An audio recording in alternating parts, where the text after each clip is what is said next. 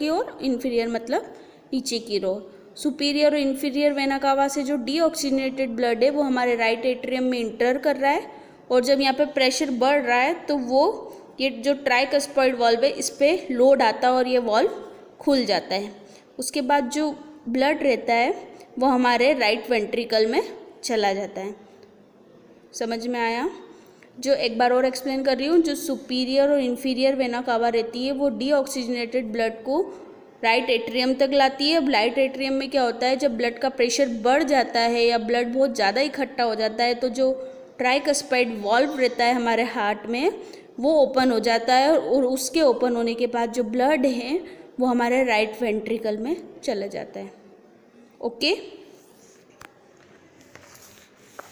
Third paragraph है, blood level increase in right ventricle and blood इंटर्स in pulmonary artery through pulmonary vein. अब क्या हो गया है, अब यहाँ पर भी है जो ब्लड है उसका लेवल बढ़ने लग जाता है। राइट वेंट्रिकल में भी हमारे ब्लड का लेवल बढ़ने लग जाता है। उसके बाद जो मैंने आपको एक वॉल्व बताया था, ये पल्मोनरी वॉल्व है, ये क्या करता है, ये ब्लड को हमारे ये वॉल्व खुल जाता है, फिर जो ब्लड है वो पल्मोनरी आर्टरी के थ्रू हमारे लंग्स तक चला जाता है। क्लियर? ब्लड जो है राइट वेंट्रिकल के बाद पल्मोनरी वाल्व ओपन हो जाता है। उसके बाद जो ब्लड रहता है वो हमारे पल्मोनरी आर्टरी के थ्रू हमारे लंग्स में चला जाता है। लंग्स क्या करते हैं, रेस्पिरेशन का काम करते हैं।